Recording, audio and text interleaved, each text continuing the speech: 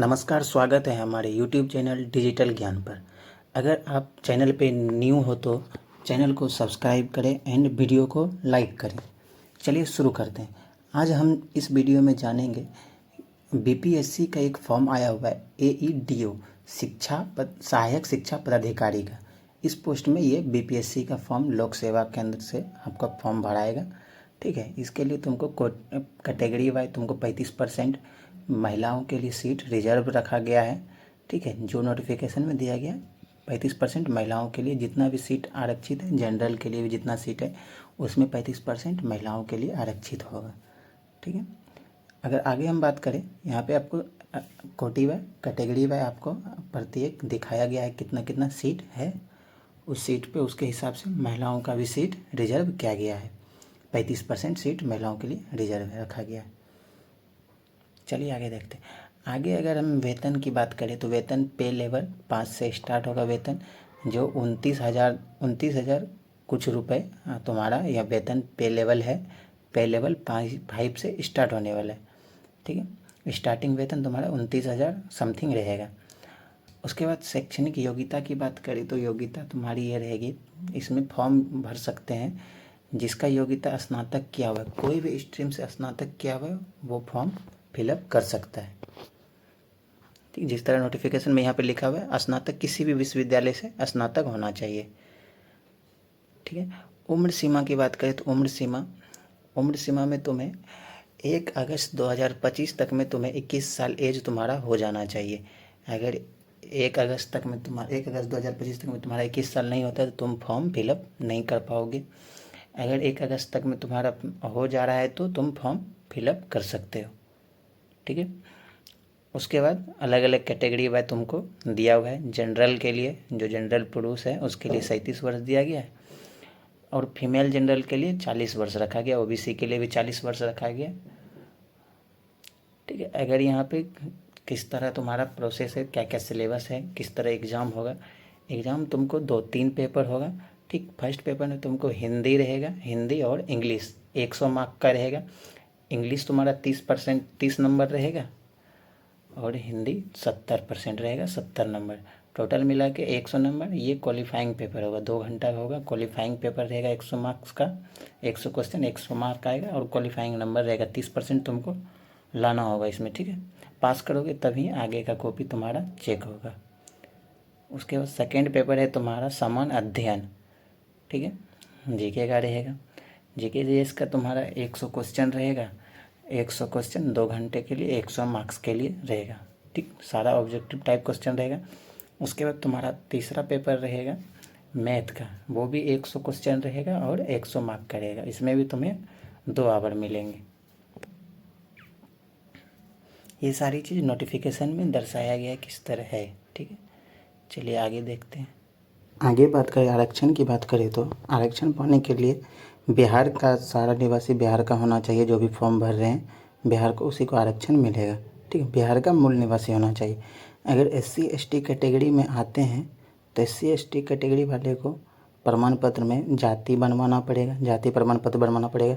साथ में अस्थाई प्रमाण पत्र मतलब निवास प्रमाण पत्र बनवाना पड़ेगा, जो 1 साल के अंतर्गत होना चाहिए, 1 साल के अंदर होना चाहिए, न्यू वाला होना चाहिए। उसके बाद अगर OBC कैटेगरी से तो OBC कैटेगरी को क्रीमी लेयर रहित प्रमाण पत्र बनाना पड़ेगा, जिसे NCL बोलते हैं। NCL 1 ईयर के अंतर्गत होना चाहिए। ठीक है, आगे बात करें, अगर कोई विवाहित महिला है तो अगर विवाहित महिला है तो विवाहित महिला को जाति प्रमाण पत्र, अस्थाई प्रमाण पत्र, निवास प्रमाण पत्र, क्रीमी लेयर रहित प्रमाण पत्र NCL जिसे बोलते हैं, वो प्रमाण पत्र तुम्हें पिता के घर का बनाना पड़ेगा। विवाहित महिला के लिए यह पिता के घर का बनाना पड़ेगा। पिता का नाम होना चाहिए उसमें, पति का नाम नहीं होना चाहिए। ये साफ साफ नोटिफिकेशन में लिखा गया है। ठीक है, पति का नाम नहीं होना चाहिए।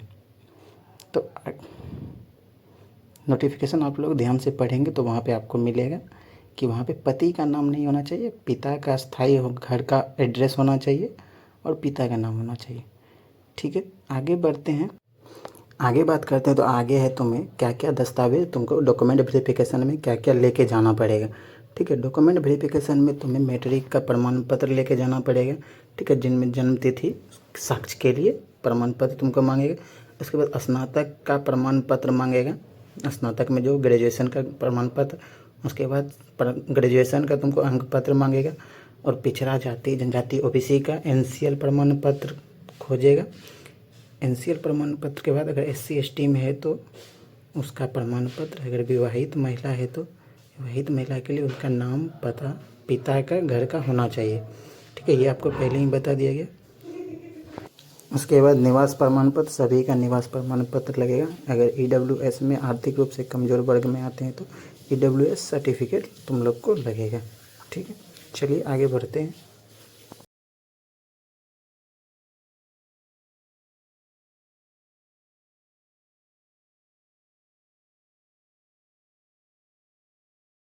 अगर स्वतंत्रता सेनानी में पिता पोता कोई भी है तो स्वतंत्रता सेनानी का रहने के लिए उसको स्वतंत्रता सेनानी का सर्टिफिकेट लगाना पड़ेगा। ठीक है, आगे दिव्यांगता, अगर दिव्यांग लोग हैं तो दिव्यांग का सर्टिफिकेट लगाना पड़ेगा।